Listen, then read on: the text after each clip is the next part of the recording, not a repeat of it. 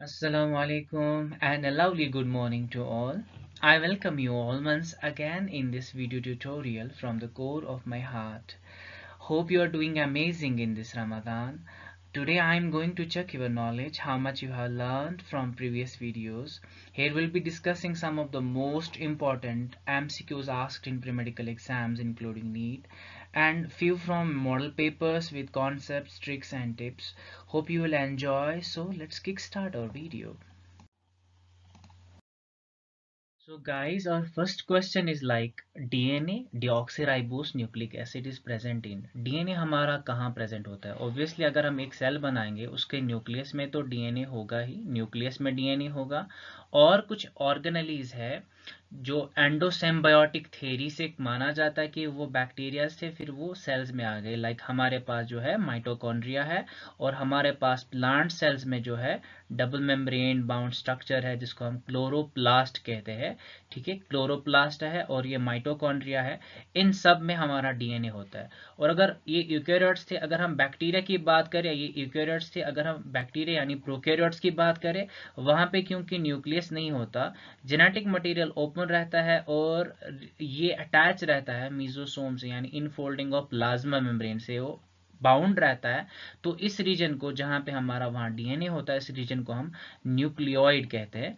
तो ये है हमारा आंसर। अब देखो, nucleus, mitochondria, chloroplast and nucleoid यानी ये सारे हैं, तो इसका मतलब हमारा आंसर ये हो गया। ठीक है, now we have the second question. It says nucleoside is composed of, nucleoside बना होता है, किसका बना होता है? We have two terms actually, nucleotide and nucleoside.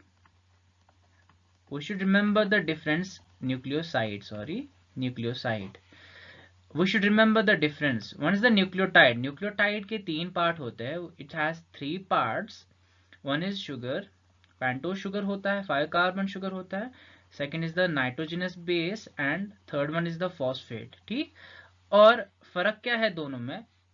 इस वाले में न्यूक्लियोसाइड जो है इसमें सिर्फ यही दो पार्ट होते हैं, फॉस्फेट नहीं होता न्यूक्लियोसाइड में, तभी न्यूक्लियोसाइड बनता है। यानी न्यूक्लियोसाइड में हमें शुगर होगा और नाइट्रोजनस बेस होगी, नो फॉस्फेट। ठीक है, तो ये नाइट्रोजनस बेस एंड शुगर। ठीक है, तो कौन सा है? तो सिंपली ये आंसर है इसका। ठीक है, nitrogenous base and phosphate, nitrogenous base होगा और फॉस्फेट होगा। नहीं बाबा, ये तो नहीं है। फॉस्फेट और शुगर, फॉस्फेट और शुगर होगा तो नहीं होगा। Nitrogenous base, sugar and phosphate, तो ये तो न्यूक्लियोटाइड बन जाएगा। न्यूक्लियोसाइड पूछा है तो न्यूक्लियोसाइड को याद रखना है। Now we have question 3. It says sugar in the RNA molecule. RNA molecule में sugar is, कौन सा sugar होता है RNA molecule में? Simply हमारे जो न्यूक्लिक एसिड्स होते हैं, दो तरह के होते हैं, एक होता है डीएनए, दूसरा होता है आरएनए। ठीक है, इन दोनों में जो है ये दोनों न्यूक्लियोटाइड के बने होते हैं। और न्यूक्लियोटाइड अभी हमने देखा कि न्यूक्लियोटाइड जो होता है इसमें तीन पार्ट होते हैं। इसमें क्या क्या होता है? शुगर होता है, फॉस्फेट होता है, नाइट्रोजनस बेस होती है। जो शुगर होता है इसमें भी शुगर होगा, इसमें भी शुगर होगा। शुगर इसमें पेंटोस होता है। ठीक है, इसमें भी पेंटोस होता है। एक तो ये बात है। जो पेंटोस है इनमें दोनों में क्या फर्क है? फिर पेंटोस इसमें भी इसमें भी, इनमें फर्क ये है कि ये डीऑक्सी है। ठीक है, डीऑक्सी राइबोस, पेंटोस शुगर को यहाँ पे राइबोस कहते हैं, तो यहाँ पे सिंपली राइबोस शुगर है। तो ये दोनों बातें हमें याद रखनी कि राइबोस होता है और पेंटोस होता है। तो ये आंसर है हमें। देखो, पेंटोस और राइबोस होगा, ऑब्वियसली होगा। पेंटोस होगा, डिऑक्सीराइबोस होगा। आरएनए का पूछा है तो डिऑक्सीराइबोस तो नहीं होगा, डिऑक्सीराइबोस तो नहीं होगा, हेक्सोस तो हो ही नहीं सकता क्योंकि हमें पेंटोस होता है यहाँ पे, तो ये भी आंसर नहीं है। नाउ मूविंग अहेड,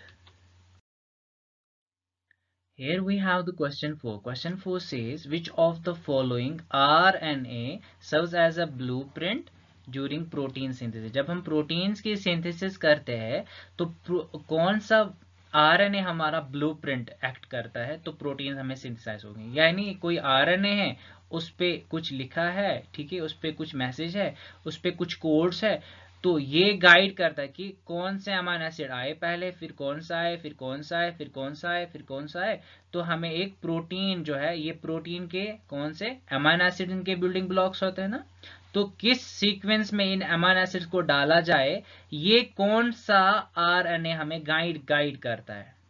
कौन सा आरएनए ये गाइड करता है कि ये प्रोटीन की कौन सी सीक्वेंस होनी चाहिए, कि किस सीक्वेंस में है अमीनो एसिड्स डालने हमें, तो प्रोटीन कैसा सिंथेसाइज, कौन सा आरएनए है। ठीक है, इसके लिए आपको सिंपली याद रखना कि जो डीएनए होता है वो अपनी मैसेज को खुद बाहर लेके नहीं जाता। ठीक है, डीएनए जो है ये खुद को क्या करता है, ट्रांसक्राइब करता है, ट्रांसक्रिप्शन करता है, तो एक आरएनए बनता है। ठीक, ये आरएनए न्यूक्लियस से बाहर, ये न्यूक्लियस था, ठीक है, ये न्यूक्लियस था, और वो न्यूक्लियस से बाहर निकलता है क्या लेके, डीएनए की मैसेज लेके।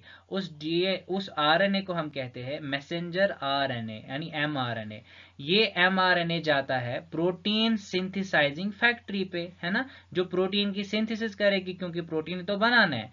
तो वो प्रोटीन सिंथेसाइजिंग फैक्ट्री कौन सी होती है, राइबोसोम होती है, तो राइबोसोम पे आ जाता है। और इस पे ये जो कोड्स है, जिनको हम कोडॉन्स कहते हैं, इनको पढ़ा जाता है, इनको ट्रांसलेट किया जाता है। कौन करता है, हमें एक और आरएनए आता है जिसको हम टीआरएनए कहते हैं, तो उसको भी नीचे अपना ये एंटीकोडॉन होता है, ये नीचे कोडॉन्स है, ये एंटीकोडॉन्स है, वो पढ़ता है और एक खास सीक्वेंस में एक अमीनो एसिड्स को लाता है। फिर अगला एक और ये आएगा टीआरएनए, तो ये कोड डिटरमाइन करेगा कौन सा आए, यहाँ पे एक और आएगा और इनके बीच में बॉन्डिंग हो जाए, तो एक सीक्वेंस में हमें एक अमीनो एसिड्स की चेन मिलती है, जिससे फाइनली एक पॉलीपेप्टाइड बन जाता है, एक प्रोटीन बन जाता है।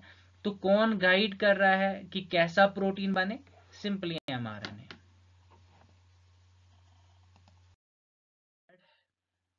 इन डीएनए में क्या है, purine nitrogenous bases are, purine nitrogenous, we have two types of bases, one is purine, another one is pyrimidine. ठीक है, डीएनए का पूछा है, ठीक है, प्यूरीन याद रखो, एडेनिन ग्वानिन होता है। डीएनए का पूछा है पायरिमिडीन कौन सा होता है, साइटोसिन थायमिन। तो एडेनिन ग्वानिन जो है हमारा, ये एडेनिन ग्वानिन कहाँ है, डीएनए प्यूरिन और यूरासिल एंड ग्वानिन, यूरासिल तो डीएनए में होता नहीं है, ग्वानिन एडेनिन ये है। Adenine and cytosine, adenine cytosine का पूछा है, ये तो प्यूरिन का पूरा है ना, तो प्यूरिन तो ये नहीं है, नन तो नहीं है, तो बी पार्ट का आंसर है। Now we have question number 7. If base order in one chain of DNA, ठीक है, base sequence एक chain DNA की sequence में ATCGA है, then how many hydrogen bonds are found in duplex DNA? जब हम इसका duplex यानी एक chain है, हम इसका duplex देखना है, यानी दूसरी chain में ऐसे ही होगा, ए की सीध में क्या होगा, टी होगा, टी के सीध में ए होगा, सी के सीध में जी, सी और टी होगा। ठीक, according to Chargaff's rule, we have double here, double bonding, we have triple bonding, we have double bonding. तो ये अब हमें पूछा है कि how many number of hydrogen bonds are found in duplex DNA. इस स्ट्रैंड, ऐसे हमें एक स्ट्रैंड दी गई है, हमें डबल स्ट्रैंड बनानी है, फिर बीच में बॉन्ड्स गिनने हैं, 1 2 3 4 5 6 7 8 9 10 11 12, हमारे पास 12 है। सिंपली ये तो नहीं है, ये तो नहीं है, ये तो नहीं है, सिंपल आंसर था।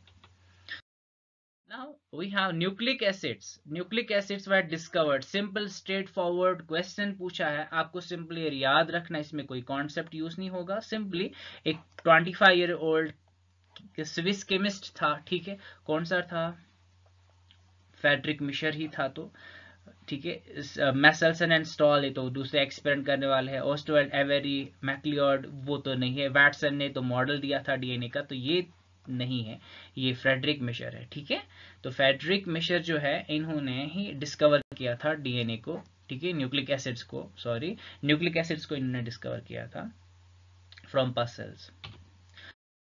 ना चरगाफ्स रूल जो हमने अभी कहा, चरगाफ्स रूल के अकॉर्डिंग कैसे होती है, लाइक ए के सीध में कौन आएगा, suggest that guanine is always paired with, guanine किसके साथ मिलेगा, ग्वानिन साइटोसिन के साथ मिलता है, एडेनिन थायमिन के साथ मिलता है, ग्वानिन साइटोसिन के साथ, साइटोसिन ग्वानिन के साथ, थायमिन एडेनिन के साथ।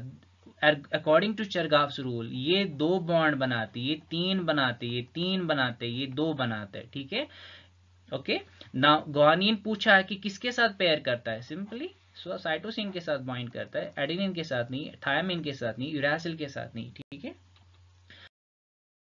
Here we have question number 10. It says nitrogenous bases of the two opposite strands are bound together by. Nitrogenous bases दो strands में like यहाँ पे है एडेनिन, थायमीन, गुआनिन, साइटोसिन, यहाँ पे थायमीन, यहाँ पे एडेनिन, साइटोसिन, गुआनिन आएगा, यहाँ पे बीच में डबल, यहाँ पे डबल, यहाँ पे ट्रिपल बॉन्डिंग।